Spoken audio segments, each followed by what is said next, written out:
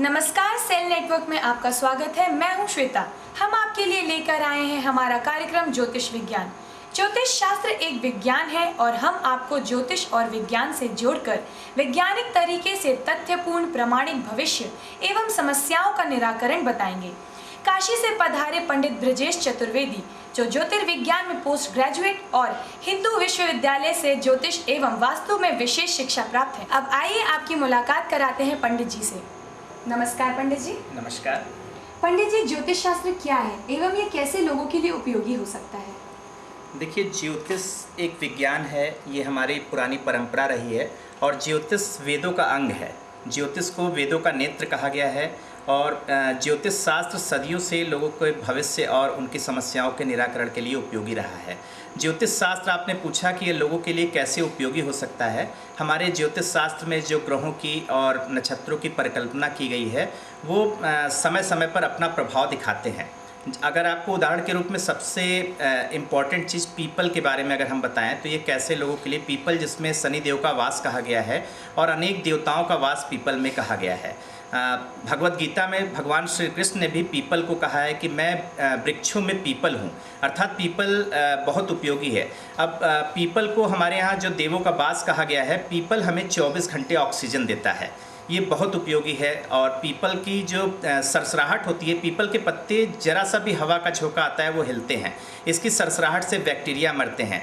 और आज देखा होगा आप लोगों ने कि पीपल की फेरी महिलाएं अक्सर जो है, माता बहनें जो हैं उसका परिक्रमा करती हैं। पीपल में पॉजिटिव एनर्जी होती है और पीपल को फेरी लगाने से पॉजिटिव एनर्जी का संचार होता है, जिससे हमारी मनोवांछित इच्छाएं जो है पूर्ण होती हैं। इस प्रकार हम देख सकते हैं कि एक ज्योतिष का एक छोटा सा रूप पीपल का पूजन ही कितना उपयोगी है। दूसरी मान्यता है, हम गाय को हमेशा माता कहते हैं, गाय हमारी माता है। तो केवल हम दूध के लिए गाय को माता नहीं कहें, उसमें कहा जाता है उसमें संपूर्ण देवी देवताओं का वास गौ में होता है। अगर ज्योतिष शास्त्र दूध के लिए गाय को माता कहता तो भैंस का दूध ज़्यादा मोटा और टिकाऊ और हर चीज़ होता है, लेकिन गाय को माता कहा गया। गाय के दुग्ध में जो होता है ये एंटीटॉक्सिक होता है, ये विषरोधी होता है। उसका जो पीला तत्व होता है ये रोग प्रतिरोधक क्षमता को बढ़ाता है, जिससे व्यक्ति जो है निरोगी रहता है। गौ का मूत्र जो होता है ये लीवर का आज तक का बेस्ट वो माना गया, टॉनिक माना गया। इसी तरह गाय जब रंभाती है तो उसके रंभाने से जो वाइब्रेशंस होते हैं ये वास्तु दोषों को नष्ट करते हैं। साथ में गाय का जो गोबर और ये होता है ये भी एंटीबैक्टीरियल और बहुत अच्छा खाद होता है। तो कहने का तात्पर्य ये, हमारे वेदों में जिसे भी देवी देवता कहा गया वो निश्चित रूप से प्राणियों के लिए उपयोगी है। तुलसी को माता कहा गया। तुलसी भी जो है ओथरी उत्सर्जित करती है। तुलसी के पेड़, अगर आपके घर में ढेर सारे मच्छर हैं, मच्छरों का प्रकोप है, तो आप तुलसी के ज़्यादा पौधे लगाएं। तुलसी के पौधे में इवापोरेशन की क्रिया होने पे एक गैस उत्सर्जित होती है जिससे मादा एन्फ्लूएंजा मच्छर नहीं आ सकते हैं। हम आप लोगों के लिए एक उपयोगी टिप्स बता रहे हैं कि जिस घर में बच्चे हैं या जो भी हैं, अगर तुलसी के पत्तों का नित्य सेवन किया जाए तो उस घर में मलेरिया, डेंगू और अनेक जो है वायरल इन्फेक्शन जैसी चीज़ें नित्य प्रयोग से कभी नहीं होंगी। पंडित जी, आजकल लोग ज़्यादातर राहु, केतु, शनि इनसे बहुत परेशान रहते हैं, इसके लिए क्या आप निराकरण बता सकते हैं? देखिए, प्लैनेट्स की जो पोजीशन है, सबसे केंद्र में सूर्य होता है। सूर्य के बाद बुध की कक्षा होती है, फिर शुक्र की कक्षा होती है, फिर पृथ्वी और उसके बाद मंगल, बृहस्पति, उस तदोपरांत जो है शनि की कक्षा 7वीं होती है। राहु केतु मात्र छाया है, ये ग्रह नहीं है, ये छाया ग्रह माने जाते हैं। जब पृथ्वी की परिक्रमा जब चंद्रमा करता है तो उत्तरापात जो छाया होती है वो राहु होता है और उसके ठीक विपरीत 180 डिग्री पे केतु की परिकल्पना की जाती है। शनि जो होता है 7वां, हम चर्चा में कहते हैं इसका दिमाग 7वें आसमान पे चला गया है। ये शनि के 7वें कक्ष पे होने के कारण ही हम ऐसा कहते हैं कि शनि, इसका दिमाग 7वें आसमान पे चला गया है। प्रत्येक ग्रहों में गैसेस होती हैं, जैसे सूर्य जो है हाइड्रोजन और हीलियम से बना हुआ है, इसी तरह अन्य गैसों में भी जो है, अन्य ग्रहों में भी कोई ना कोई गैसेस होती हैं। शनि में जो गैसेस होती हैं उसमें अमोनिया की भी मात्रा होती है। जब कोई व्यक्ति शनि के महादशा में 7.5 इत्यादि में आ जाता है तो उसके नर्वस सिस्टम थोड़ा सा प्रभावी होता है, जिससे व्यक्ति एक अटपटी हरकत या जो है ज़्यादा मानसिक रूप से परेशान नुकसान और ये देखा गया है। तो ये शनि में स्थित विषैली गैसों के कारण ऐसा होता है। शनि का सबसे अच्छा उपाय शनि ग्रह से मुक्त पाने के लिए है छायादान। मैं आपको छायादान बता रहा हूँ। लोहे के बर्तन में सरसों का तेल डाल करके उसमें लौंग और काली तिल डाल लीजिए, उसमें अपनी परछाई देख करके इसे पीपल में गिरा दीजिए या शनि मंदिर में दान दे दीजिए। ये शनि ग्रह का सबसे अच्छा निदान है।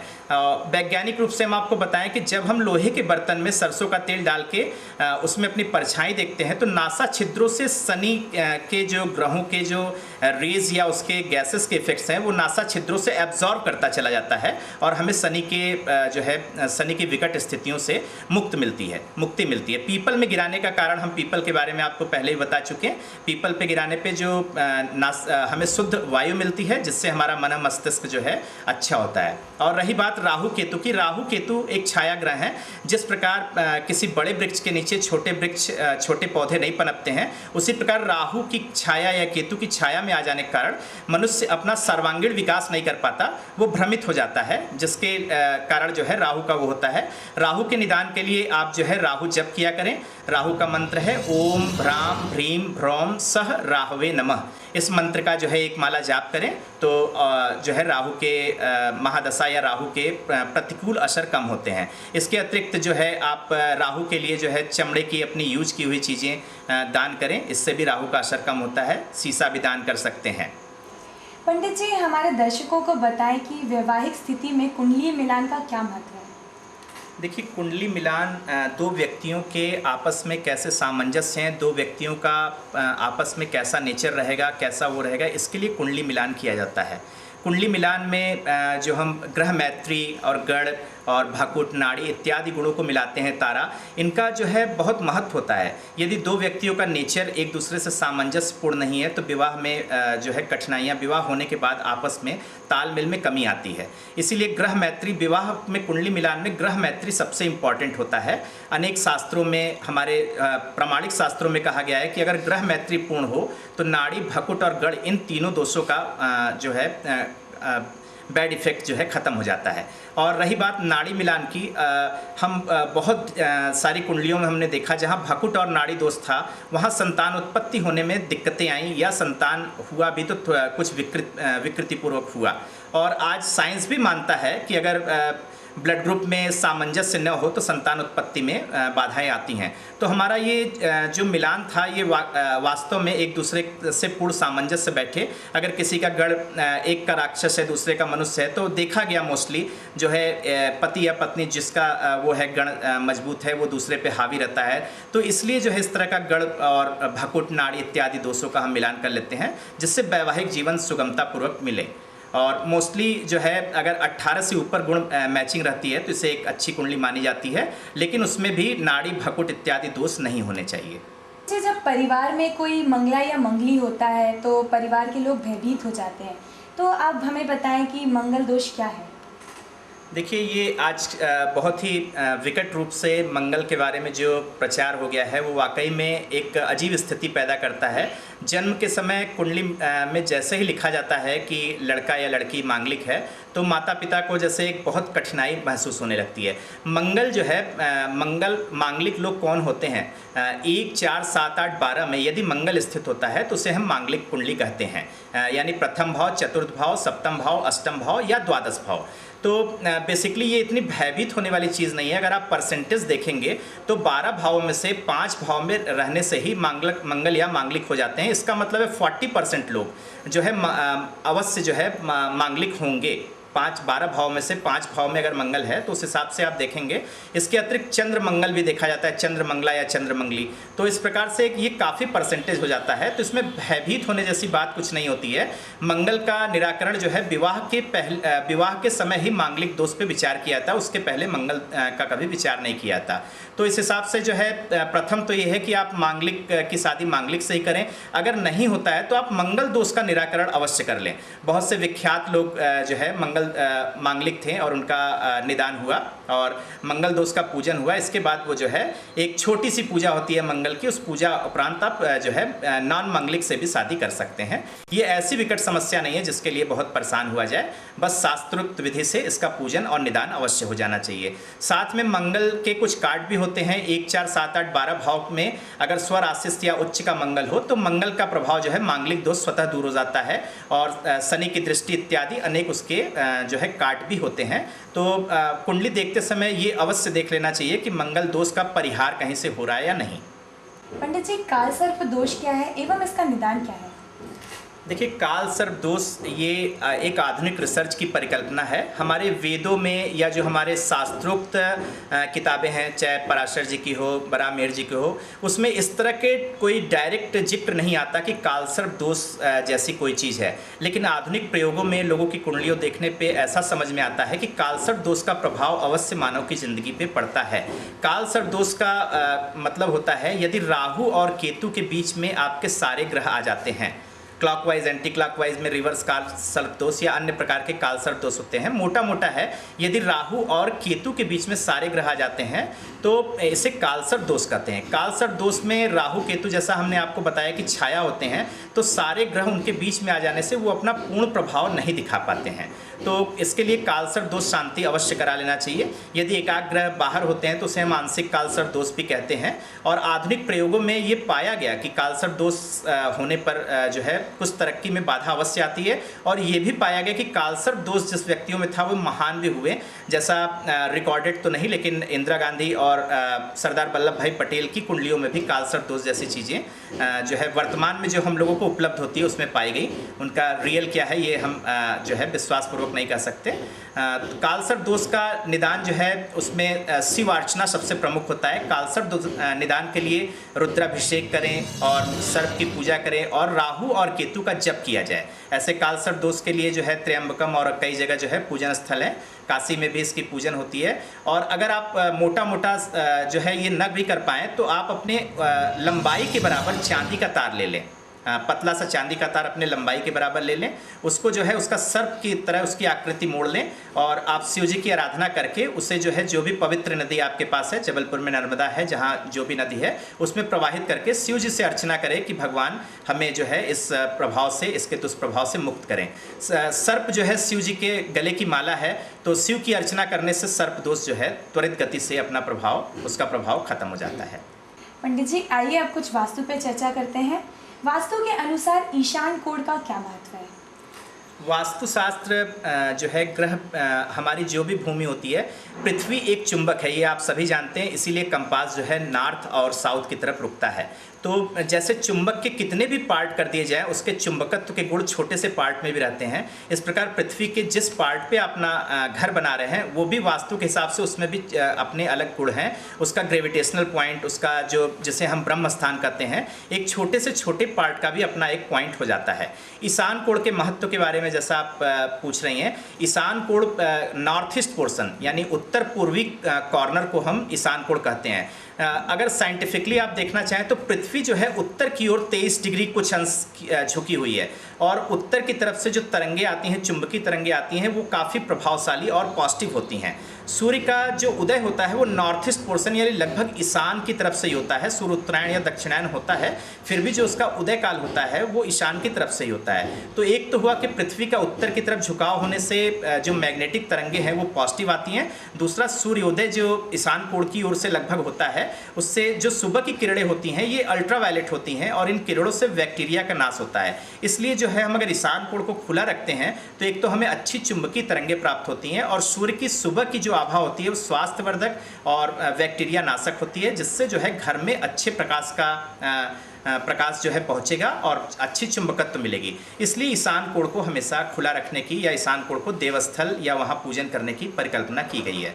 निश्चित रूप से प्रैक्टिकली भी हम लोगों ने बहुत जगह देखा जहाँ ईशान कोण पे बाधा है, और लैट्रिन बाथरूम कदापि नहीं होना चाहिए। अन्य चीज़ें जो अगर हो जाती हैं तो उसका निदान है, लेकिन अगर ईशान कोण पे लैट्रिन बाथरूम इत्यादि बना हुआ है तो वो निश्चित दोषपूर्ण है, उसका समाधान अवश्य करना चाहिए। आजकल देखा जाता है कई घरों में बच्चे बहुत चिड़चिड़े होते हैं, इसका क्या कारण है? देखिए, आधुनिक परिवेश में हम जैसे जैसे प्रवेश कर रहे हैं, हम अपने शास्त्र, अपने धर्म, अपने सनातन धर्म इत्यादि को भूलते जा रहे हैं। बच्चे आजकल चिड़चिड़े हो रहे हैं, उसका जो अन्य कारण है वो तो हम आप सभी जानते ही हैं, फास्ट फूड, टीवी इत्यादि। ज्योतिष के रूप में हम कारण बताते हैं। हम आज बहुत घरों में देखते हैं कि वहाँ जो है क्वायल और मच्छरों की ये सब चीज़ें यूज़ करते हैं, जिससे जो है ये बेसिकली हर एक पढ़ा लिखा व्यक्ति जानता है कि ये कार्बन मोनोऑक्साइड और कार्बन डाइऑक्साइड देता है। फिर हम ऐसी जो है चीज़ें यूज करते हैं।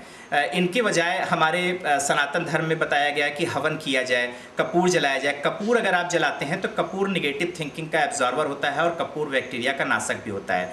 तो जहाँ बच्चे ज़्यादा चिड़चिड़े हैं, उनको एक छोटा सा उपाय बता रहे हैं। आप बच्चे के जो है कपूर से आरती कराएं और उसके कमरे में छोटा सा कपूर का टुकड़ा रख दें, तो उसके चिड़चिड़ाहट में कमी आएगी, क्योंकि कपूर जो है उसको भय इत्यादि और उससे मुक्त रखेगा। दूसरा कारण जो है हवन करने के लिए हमने कहा, हवन करने से जो है वातावरण का शुद्धिकरण होता है और आपके घरों में जो जिस तरह की भी विषैली गैसों का इफेक्ट है, जिससे बच्चा एक चिड़चिड़ा और अटपटा नेचर फील कर रहा है, वो दूर होता है। हवन करने में हम विशेष तौर पे बताएंगे, आजकल बाज़ारों में हवन के लिए एक पूजा के लिए पूजा वाले घी कहते हैं, उसमें जो है वो नकली जैसा या कुछ नॉट ईडेबल लिखा रहता है कि वो खाने योग्य नहीं है, और हम हवन उससे ही करते हैं। तो ये बड़ी विडंबना है कि हम अपने शरीर के लिए अच्छी चीज़ यूज़ करते हैं, भगवान के किसी चीज़ के लिए हम जो है एक छोटा या कम सस्ता चीज़ लेने के लिए वो होते हैं। हवन करने पे जब हम देसी घी डालते हैं, ये अगर गाय का हो तो अति उत्तम, गाय का ही देसी घी, तो ये जो होता है ऑक्सीजन उत्सर्जित करता है और हमारा इन्वायरमेंट जो होता है वो शुद्ध करता है। इसलिए हवन करने से ओजोन का क्षरण भी रुकता है। हमारे भारतीय सनातन धर्म में आज हम मॉडर्नाइजेशन की ओर जा रहे हैं। जब योगा हो गया तो उसको लोग अपना लिए, जब तक योग था नहीं। अमेरिका या इंग्लैंड जब कहेगा कि योगा ये बहुत अच्छा है तो हम योगा को मान लेंगे, लेकिन योग हम सदियों से कहते आए कि योग लाभदायक है, तो योग पे ध्यान नहीं दिए, योगा होने पे वो हो गया। तो ये एक मॉडर्नाइजेशन का इफेक्ट होता है, जिससे जो है बच्चे चिड़चिड़े हो रहे हैं। दूसरा कारण होता है चंद्रमा का प्रभाव। चंद्रमा मनसो जाता है, चंद्रमा मन का कारक होता है। तो यदि बच्चा अमावस्या या कृष्ण पक्ष या पक्ष बलि नहीं है तो वो बच्चे भी चिड़चिड़े होते हैं। ऐसे बच्चे के लिए चाहिए कि उनको चांदी का चंद्रमा और एक लाजपत रत्न बच्चों के लिए अति उपयोगी है। आप अगर बच्चे को छोटा सा लाजपत का चांदी में मढ़वा करके और चंद्रमा पहना देते हैं तो उनको जो है चिड़चिड़ापन कुछ कम हो जाएगा। क्या विभिन्न प्रकार के जेम्स रत्न पहनने से समस्याएं समाप्त हो जाती हैं? देखिए, समस्याएं समाप्त नहीं, लेकिन कम अवश्य हो जाती हैं। आपको अगर हम उदाहरण के स्वरूप में कहें कि अगर किसी को दूर दृष्टि या नज़दीक दृष्टि है, तो अगर वो उचित पावर का चश्मा पहन लेता है तो उसकी वो समस्या दूर हो जाती है। इसी प्रकार जो है जेम्स जो होते हैं ये सूर्य और चंद्र के किरणों को, these are the reflector of sun और मून रेज। ये जो है हमारे पंच तत्व और सप्त धातुओं में जो तत्व हमें चाहता है उसकी पूर्ति कर देते हैं। पूर्णतः निराकरण नहीं, लेकिन आपकी समस्या को निश्चित रूप से कम करते हैं। कि सारे रत्नों में कोई ना कोई तत्व होता है। जैसे नीलम एक बहुत डरावना रत्न लोग मानते हैं। अब नीलम को देखिए, नीलम जो होता है ये एल्युमिनियम के ऑक्साइड प्लस कैडमियम इसमें होता है, और इसीलिए जो होता है कैडमियम, और उसके कारण ये थोड़ा सा जो है नर्वस सिस्टम को प्रभावी करता है, जिससे व्यक्ति जो कहा जाता है कि नीलम को टेस्ट करके पहने और जो है नीलम तुरंत जो है पहन करके बाहर नहीं निकलना चाहिए इत्यादि बातें। तो सारे जितने भी हैं, जो हम हीरा पहनते हैं, हीरा ये टोटली कार्बन है। हम जो मोती पहनते हैं ये कैल्शियम का वो होता है। तो जो बच्चे कृष्ण पक्ष में या उसमें होते हैं उनको मोती और चांदी का चंद्रमा इसीलिए कहते हैं कि उनमें कैल्शियम तत्व की कमी हो जाती है। कृष्ण पक्ष से मतलब पक्ष बलि चंद्रमा, केवल कृष्ण पक्ष से नहीं, अगर पक्ष बलि चंद्रमा नहीं है या अमावस्या है तो वो बच्चे कैल्शियम की कमी जैसी चीज़ें फील करते हैं, तो उनको एक मोती पहना दें। तो प्रत्येक रत्न में कुछ न कुछ तत्व होते हैं जो सूर्य के प्रकाश या चंद्रमा को उससे रिफ्लेक्ट करके हमें कुछ तत्व प्रदान करते हैं। इसलिए रत्न पहनना पूर्णतः समाधान नहीं, लेकिन अवश्य आपकी जो दिक्कतें हैं उसमें मददगार अवश्य होता है। पंडित जी, कभी कभी किसी की कुंडली बहुत अच्छी होती है फिर भी वे सफल नहीं हो पाते, इसका क्या कारण है? देखिए, बहुत ऐसा देखने में आता है, किसी के 2 ग्रह उच्च के हैं, 3 ग्रह उच्च के हैं, फिर भी जो हैं वो उस तरह की तरक्की नहीं कर पाते। इसका सबसे मेन कारण होता है देश, काल, पात्र, परिस्थिति। कुंडली मिलान के लिए केवल कुंडली देखना ही उचित नहीं होता, या बहुत से लोग कहते हैं कि एक ही समय में 2 बच्चे पैदा हुए, फिर भी जो है दोनों का भाग्य अलग अलग है। तो ये बहुत ज़रूरी है, देश, काल, पात्र और परिस्थिति। इसको आप इस तरह समझ सकते हैं कि एक ही किसी बर्तन में दही जमा लिया जाए, उसको अलग अलग पात्रों में रख दिया जाए। चांदी के पात्र में रखिए, उसका अलग गुण हो जाएगा, मिट्टी के पात्र में दीजिए, अलग गुण हो जाएगा, तांबे में दे दीजिए तो अलग गुण हो जाएगा, पीतल में दीजिए तो अलग गुण हो जाएगा। तो पात्र भी इम्पॉर्टेंट होता है, और देश, काल, पात्र, परिस्थिति। तो इसके लिए ज़रूरी है कि जिस व्यक्ति की कुंडली अच्छी है, अगर वो शादीशुदा है, तो अर्धांगिनी की कुंडली का भी उस पर इफेक्ट पड़ेगा। साथ में कभी कभी वास्तु दोषों के कारण भी जो है अच्छी कुंडली होते हुए भी प्रभाव नहीं पड़ता। उदाहरण स्वरूप हम आपको बता सकते हैं कि एक बहुत अच्छा खाना अगर आपके पास लाया जाए, जो बहुत अच्छा हो, उसमें सारे टेस्टी चीज़ें उपलब्ध हों, लेकिन बगल से अगर कोई बुरी स्मेल आ रही हो, कोई सड़ी गली बदबू आ रही हो, तो वो सारे खाने के तत्व जो है वो खाना आपको अच्छा नहीं लग सकता, जबकि वो अच्छा है। तो ऐसा हो सकता है कि कुंडली अच्छी हो, लेकिन किसी वास्तु दोष या किसी अन्य दोष के कारण वो कुंडली अपना प्रभाव नहीं दे पा रही हो। यदि कन्या के विवाह में अगर विलंब हो रहा हो तो इसके लिए क्या उपाय आप बता सकते हैं? देखिए, कन्या के विवाह में यदि विलंब हो रहा है तो उसके लिए माँ कात्यायनी का जप करें, और इसके लिए गुरु को मजबूत करना अवश्य ज़रूरी होता है। तो केले के वृक्ष का पूजन करें, उसे जल दें, गुरुवार को केसर का तिलक लगाएं, और माँ कात्यायनी का जाप अवश्य करें। माँ कात्यायनी का जाप करने से शादी में विलंब जो है, शादी उसका शीघ्र होने लगता है, शीघ्र होने की संभावनाएं बन जाती हैं, और शादी का विलंब दूर होता है। पंडित जी, चलते चलते आप जन कल्याण के लिए कोई खास मंत्र बताएं। देखिए, ऐसे पूजा के अनेक विधि विधान है, विभिन्न देवताओं और विभिन्न मंत्रों की मान्यता है, लेकिन हमारे शास्त्रों में हमेशा ये बताया गया है, एको देवा सर्वभूतेषु गुणः सर्वव्यापी सर्वभूतात्मा कर्माध्यक्ष सर्वभूतादिवास साक्षी चेता केवलो निर्गुणस्य। हमेशा कहा गया कि हाँ, ईश्वर सर्वशक्तिमान है, सबका पिता है। एक ऐसा मंत्र हम आपको बता रहे हैं जो बहुत छोटा है, जिसे सभी कर सकते हैं। कोई बड़े मंत्र में उच्चारण या कोई संस्कृत न पढ़ पाने के कारण वो होता है, लेकिन एक सर्वसुलभ मंत्र ओम का जाप है। ओम का जाप करते समय जो है किसी भी मंत्र के पहले ओम अवश्य होता है, इससे बड़ा कोई मंत्र नहीं है। आप ओम भूर्भुवस्व या ओम त्र्यंबकम यजामहे या ओम भ्राम भ्रीम भ्रौम स राहवे नमः या ओम बंगलामुखी, किसी भी मंत्र को आप देखेंगे उसमें ओम का मंत्र अवश्य होता है। तो एकमात्र ओम का उच्चारण यदि व्यक्ति सात्विक मन से और शांतिपूर्वक करे तो उससे विभिन्न प्रकार के ग्रहों की बाधाओं से मुक्ति मिल सकती है। ओम का जाप जो है करते समय निश्चित रूप से आप शांत जगह करें और ओम को कुछ समय के लिए उच्चारित करें। हम एक बार आपको करके बता दे रहे हैं। आप विभिन्न ये जो ओमकार का वो होता है वो ध्यान रखें, और पद्मासन या जो है सुखासन जिसमें भी चाहे आप बैठ सकते हैं।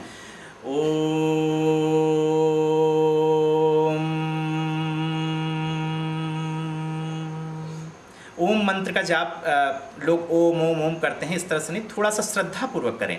कोई भी मंत्र जाप फॉर्मेलिटी के लिए न करके अगर श्रद्धापूर्वक किया जाए तो निश्चित फलदायी होता है, और ओम से बड़ा जाप तो आज तक कोई जाप नहीं है। तो सर्व कल्याण के लिए अगर जनहित में हम ये बताना चाहते हैं कि ओम का जप करें। इससे जो होता है इंगला पिंगला सुषुम्ना सारी नाड़ियों का शोधन होता है। और दूसरी बात होती है इसके वाइब्रेशंस इतने अच्छे होते हैं, जिस प्रकार वाइब्रेशंस आप देखते हैं कि मोबाइल टावर के वाइब्रेशंस के बैड इफेक्ट पड़ रहे हैं, मोबाइल के बैड इफेक्ट पड़ रहे हैं। तो ये सारे जो है हमारे तरंग जो होती हैं, ये ओम की तरंग जब आपके शरीर में पहुंचती है तो ये सारे निगेटिव एस्पेक्ट को ख़त्म करती है। इसलिए जो है आप ओम का उच्चारण करें। पंडित जी, सेल नेटवर्क के साथ ये सारी जानकारियाँ बांटने के लिए आपका धन्यवाद। धन्यवाद, नमस्कार। संपर्क करें ज्योतिषाचार्य Pandit Brajesh Chaturvedi, care of Babele property dealer, 372 Vikas Nagar, Jabalpur. संपर्क करें मोबाइल नंबर 9826874699 9935707899। पंडित जी प्रतिमाह 1 से 3 तारीख तक जबलपुर में उपलब्ध रहेंगे।